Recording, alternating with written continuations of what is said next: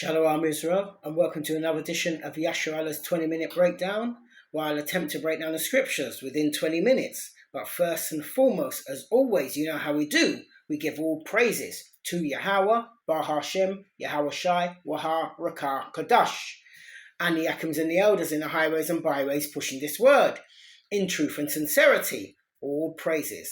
And the elder women teaching the younger women. All praises to you too. And the camps and the solo brothers going out there, making videos, edifying the body, pushing the truth according to scriptures. All praises. Now, what I want to touch on today is a lesson I've been wanting to do for absolutely ages, but I keep putting it off. But I think this time I'm going to tackle it. It's the Lunar Sabbath, where there are some brothers that keep the Lunar Sabbath, meaning they use the moon, as in the new moon would be the first day for them, and then what they do, they go 7 days in. There are some brothers that take the new moon, which is supposed to be the first day of the month, they take that as a Sabbath, and then they use the 8th day, which is 7 days after that. So it would be the 8th day after that. Then I think it's the 15th and the 22nd. And there are some brothers that use the new moon, which is as the first day of the month, yet again, but they don't count that as a Sabbath. So they do the 7th day of that month, they use that as the Sabbath, and then they use the 14th day, then the 21st day, and then the what do you call it? And then the 28th day, and until after the 28th day. Now that would be the last Sabbath of their lunar month, and then they'll wait for the new moon again, and then they'll have, the first day of that month, and then they go 7 again, and so forth. There was a time when the Romans actually used a period of 8 days in their civil practice. But when you look at that, that goes against the scriptures. Because when you go Genesis in the creation, everything was created in 6 days, and on the 7th day, the Most High rested. So I'm going to take this from the biblical perspective. Now, I'm going to read you something quickly before I start this lesson, I'm going to read you something quickly from a site called theconversation.com. Now, listen to this. It reads, "The origin of our days of the week lie with the Romans. The Romans named their days of the week after the planets, which in turn were named after the Roman gods," because that's what they were doing. Let me read you some of the names, what they used, like for Sunday, then Monday, then Tuesday, then Wednesday, then Thursday, then Friday, then Saturday. Those are the days, those are the names we know them today. But I'm going to start with Sunday. This is what they named them at that period of time, yeah? Now, they named Sunday was Dies Solis. I mean, pardon my pronunciation of some of these words, but that's what they named it. And that meant the day of the sun. Yeah, these were named after planets, but then in turn was their Roman deities. But Sunday was named Dies Solis, meaning the day of the sun. Monday was named Dies Luni, the day of the moon. Tuesday was named Dies Martis, the day of Mars. Wednesday was named Dies Mercury, if I'm saying it correctly, the day of Mercury. Thursday was named Dies Lovis, the day of Jupiter. And Friday was named Dies Veneris, the day of Venus. And Saturday was named Dies Saturn, the day of Saturn.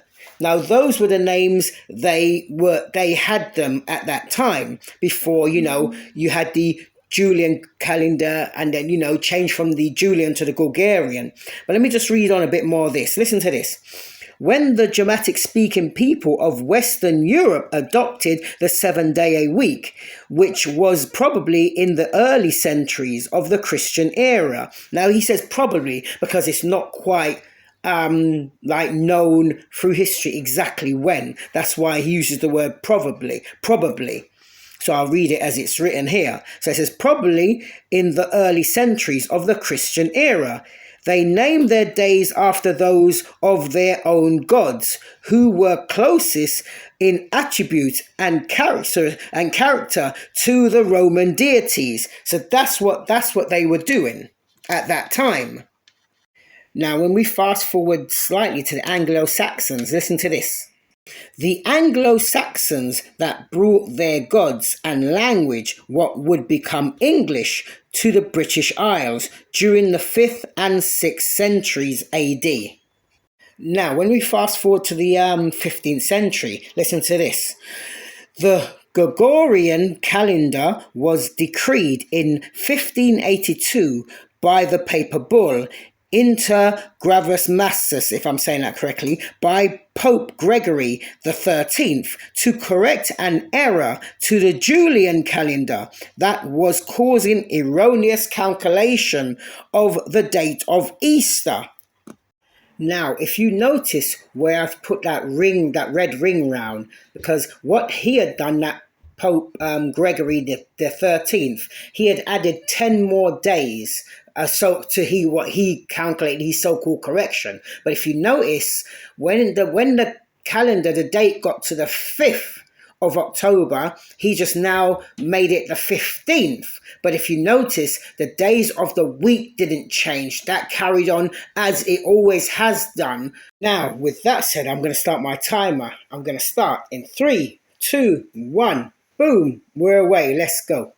I'm going to start at the book of Genesis. Genesis chapter 1 and verse 14 to 19. Listen to this. Genesis chapter 1 verse 14, and it reads, "And the Most High said, Let there be lights in the firmament of the heaven to divide the day from the night, and let them be for signs and for seasons and for days and years."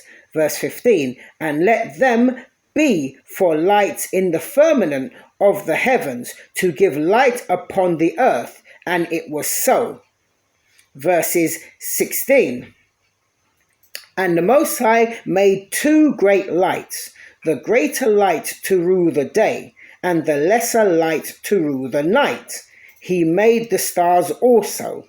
Verse 17, "And the Most High set them in the firmament of the heaven to give light upon the earth." Verse 18, "And to rule over the day and over the night, and to divide the light from the darkness.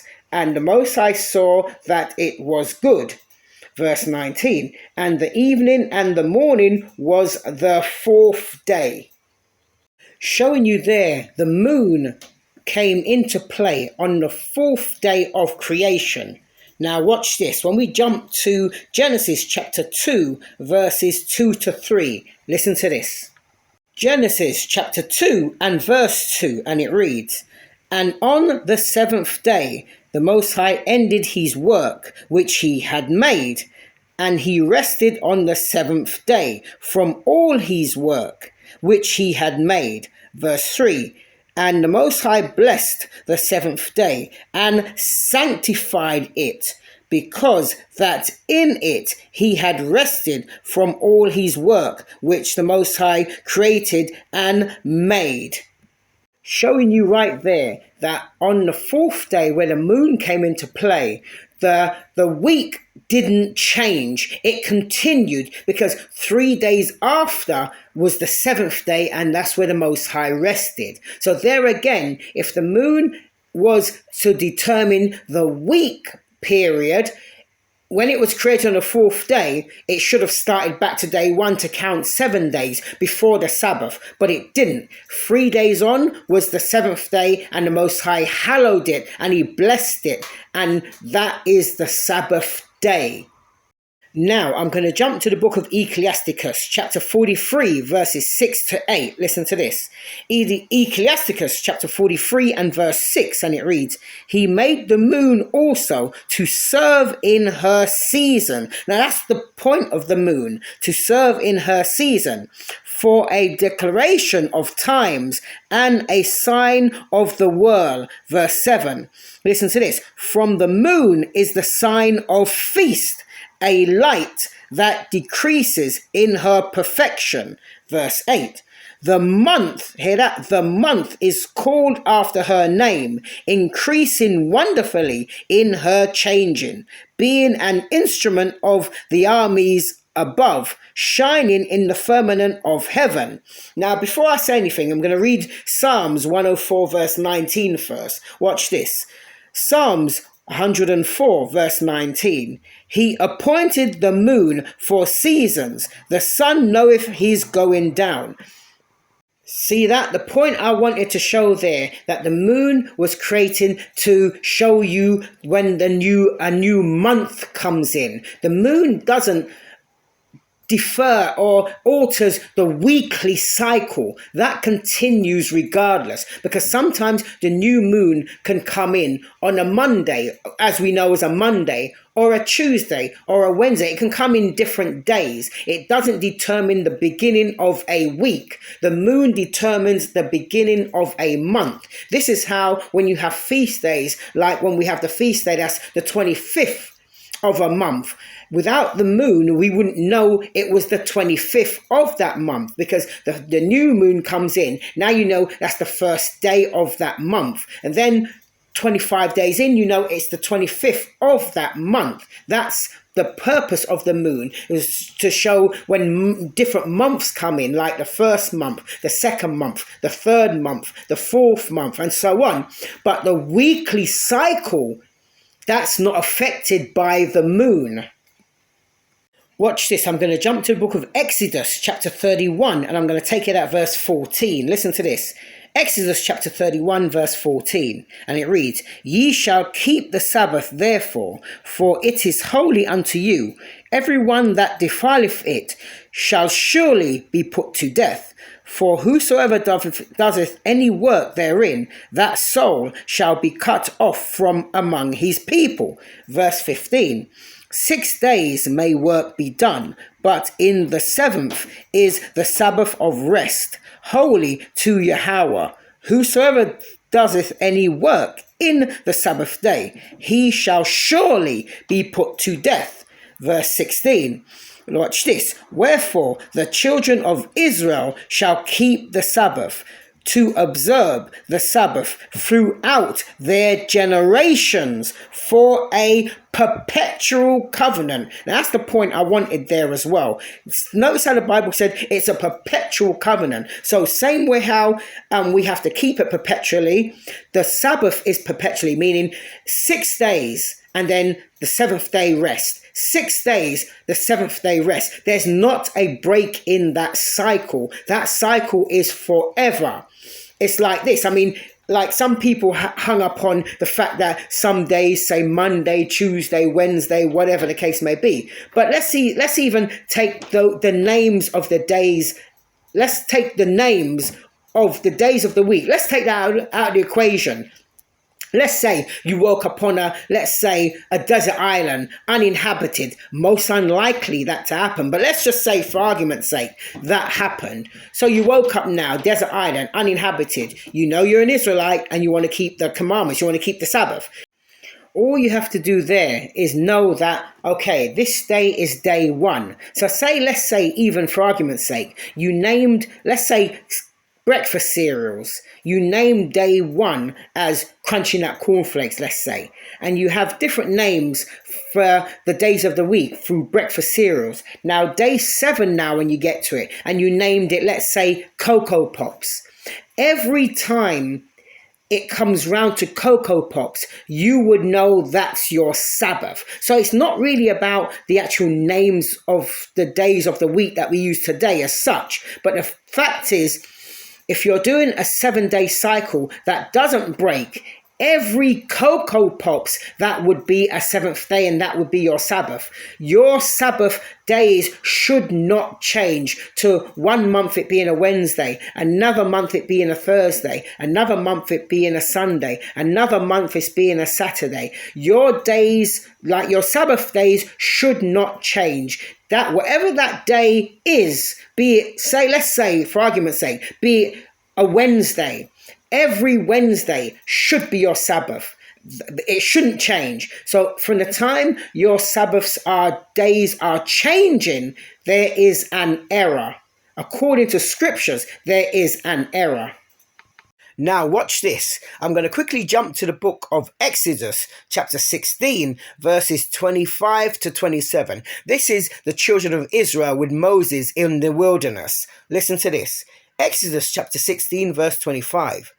And Moses said, Eat that today, for today is a Sabbath unto the Lord Yahweh. Today ye shall not find it in the field. Verse 26. 6 days ye shall gather it, but on the 7th day, which is the Sabbath, in it there shall be none. Verse 27.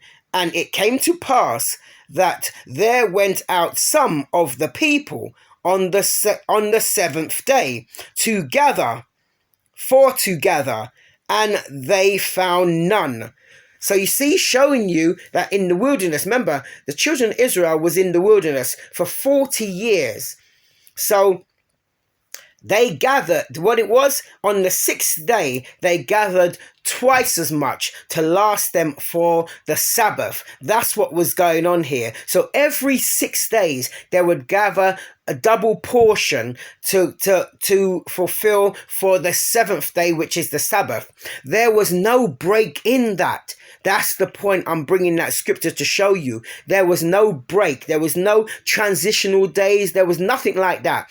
It was 6 days. On the 6th day, they gathered double amount to last for the 7th day, which is the Sabbath. It's that clear cut.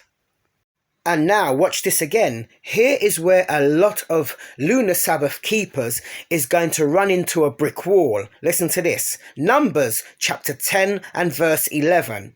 And it reads, And it came to pass on the 20th day of the 2nd month in the 2nd year that the cloud was taken up from off the tabernacle of the testimony.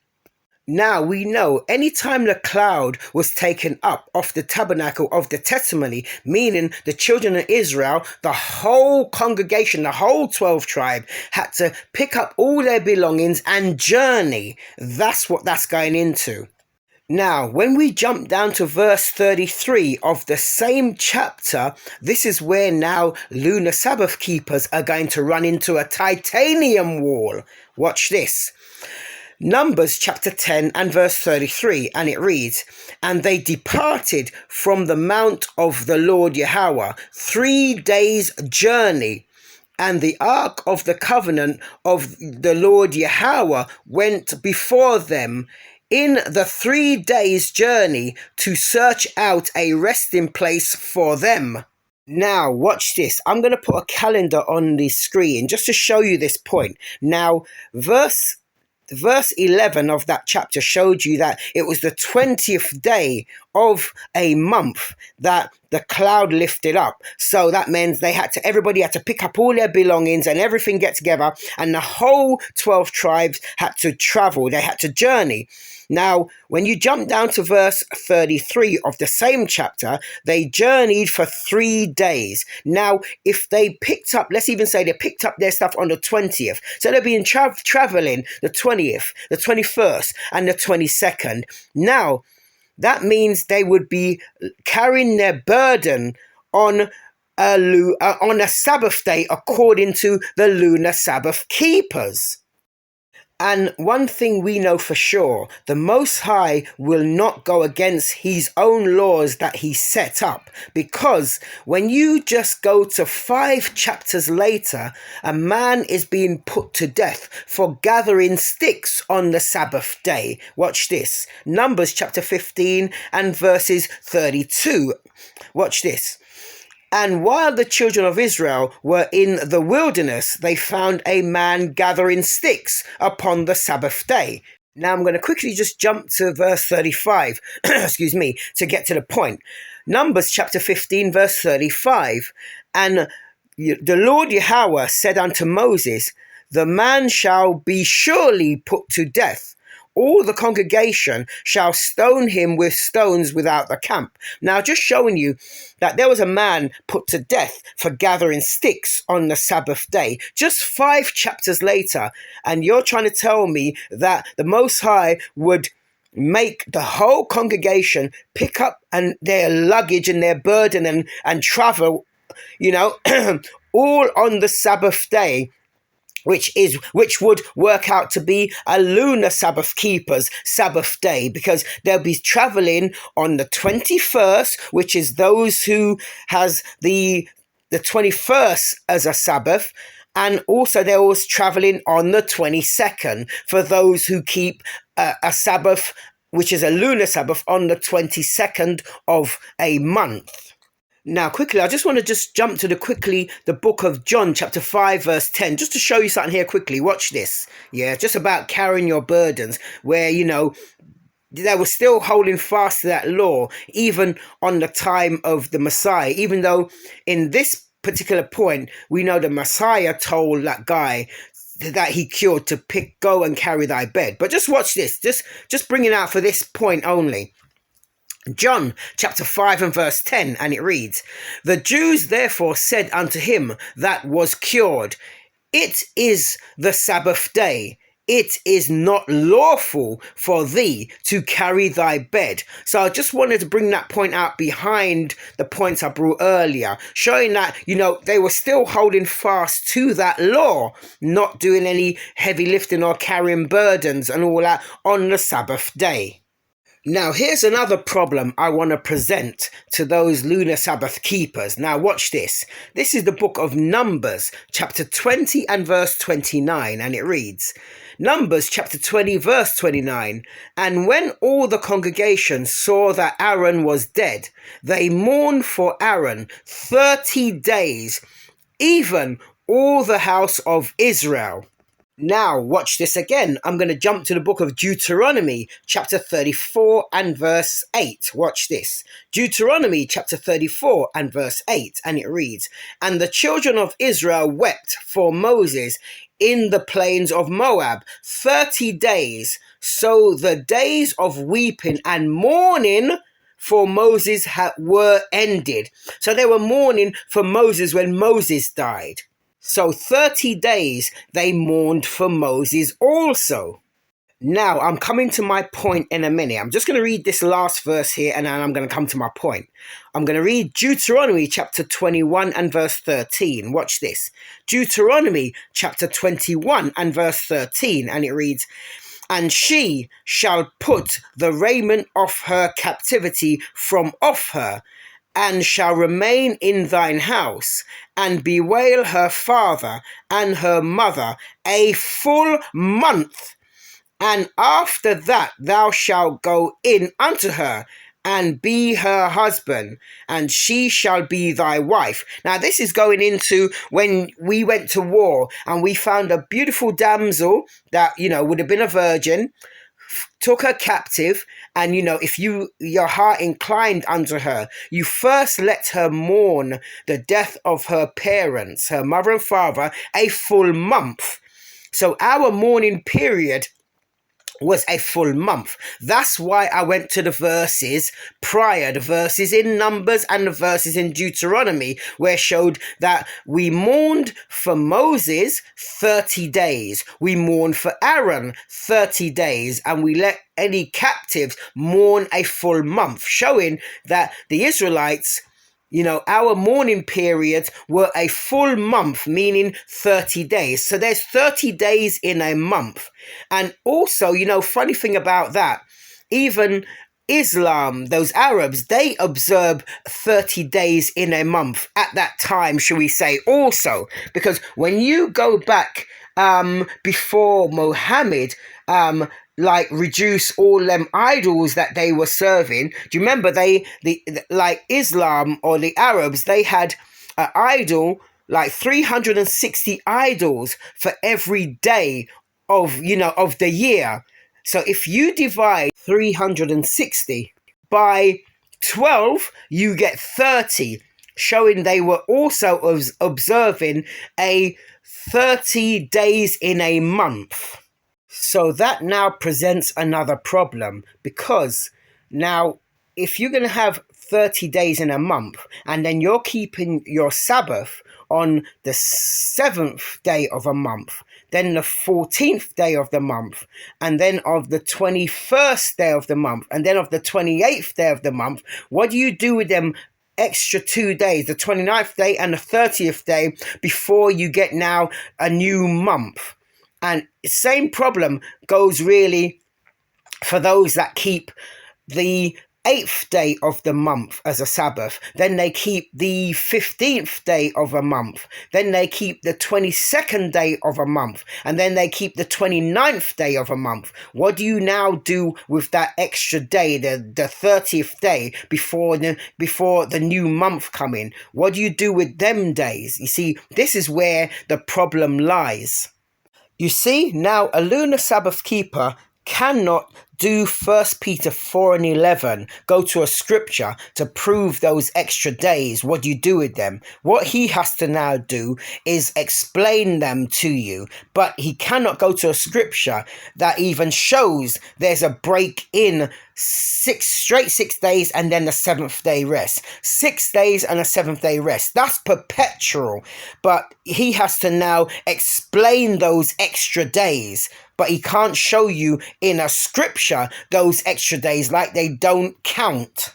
Almost out of time, so I'm going to have to quickly wrap it up. I will say this to end with. Now, when you look at the 7-day cycle, it's perpetual. There's no break. It's 1 to 7, 1 to 7, 1 to 7, and so forth. In a month, you only got 1 7-day in a month, because the next 7 days after that now is the 14th day of that month, and then 7 days on from that is the 21st of that month, and 7 days on from that is the 28th of that month. There's only 1 7th day in a month, so check that out. So with that, this is Yasharallah. I'm about to time out. We out.